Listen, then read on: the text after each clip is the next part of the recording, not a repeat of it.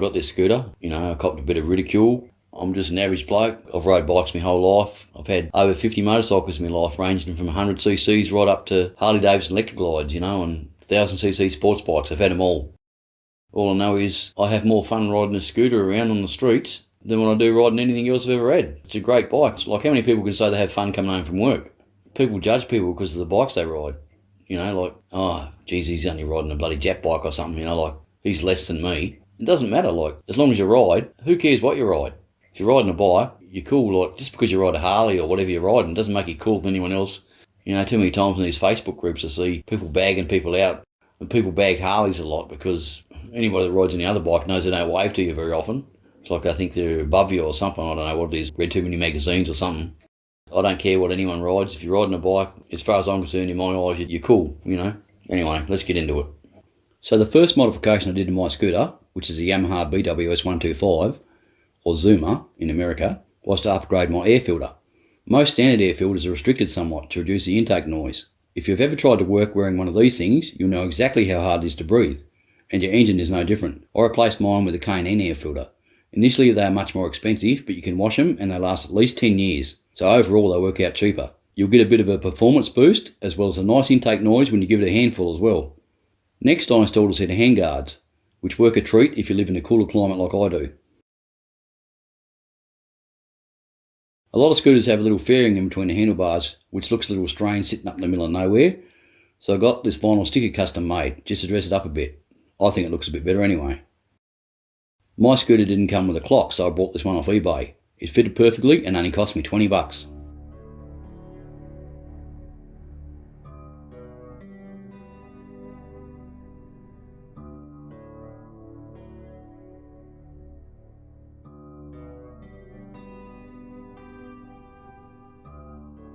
Next I got myself some ute tray liner and cut myself a floor mat. It's very heavy rubber and doesn't need to be attached in any way, it just sits there by itself. Plus I still have easy access to my battery.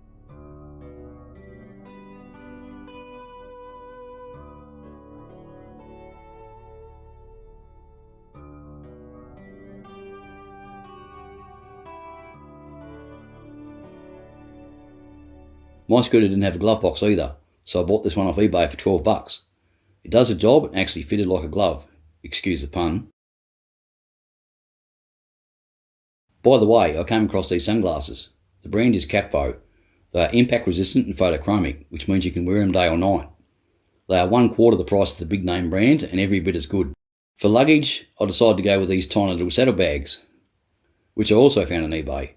I didn't want to use a top box. I know they're really practical, but I personally don't like just the way they stick up in the middle of nowhere. Anyway, I was pretty sceptical of the quality of these because they were so cheap, so I only bought the one. I just didn't want to waste any money. But when it turned up, the quality of it just blew me away. It was extremely well made and very attractive, so I ordered the other one for the other side. They're obviously pretty small, only holding about 5 litres or so each, but still, it's extra carrying space.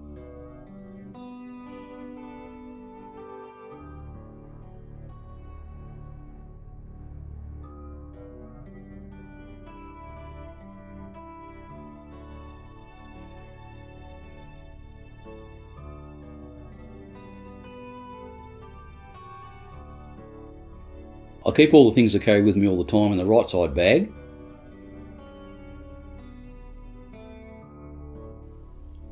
My wet weather pants.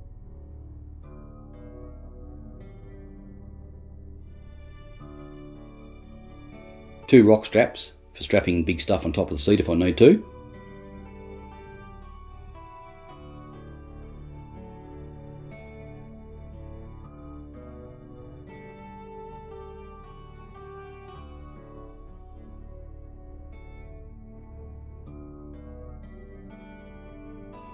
A little pair of pliers for removing any nails or screws from my tyres.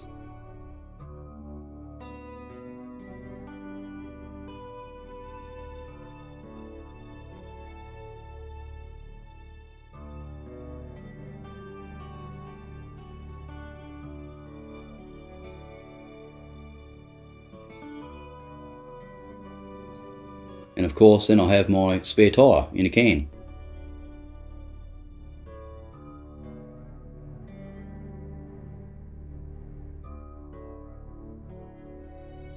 Finally, after a lot of research, I got myself the best, cheapest and most practical lock I could find. It was less than half the price of most chains available. It's made from 10mm thick hardened steel, has a non-scratch sleeve and an integral lock. It's bloody heavy though. If you get yourself a chain, get one about 2 metres long. Any shorter and you'll have issues if you can't park close enough to a solid object.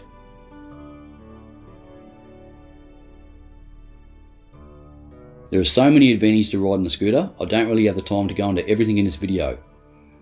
But for starters, you can carry quite a lot of stuff on a scooter, although I wouldn't recommend anything like what some of these guys are carrying.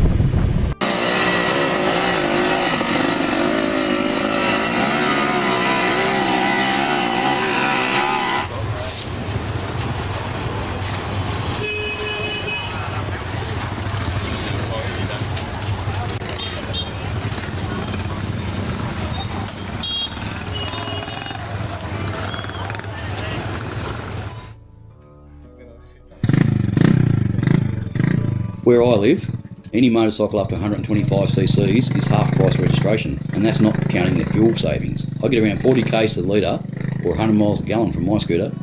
There are many different styles of scooters around, from the traditional Vespa style,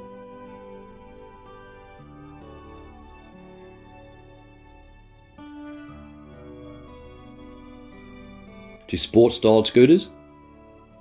The biggest selling motorcycle of all time is actually a scooter, the Honda Cub.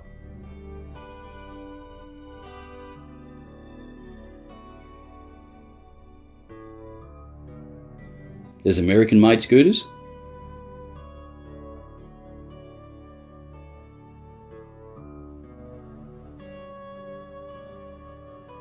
maxi scooters, and some people even spend a shitload of money to heavily customise their scooters. Just buy whatever style you like the best, because no matter what anyone says, if you ride a scooter, you're already way cooler than the Fonz, because Henry Winkler couldn't even ride a motorcycle. Cheers.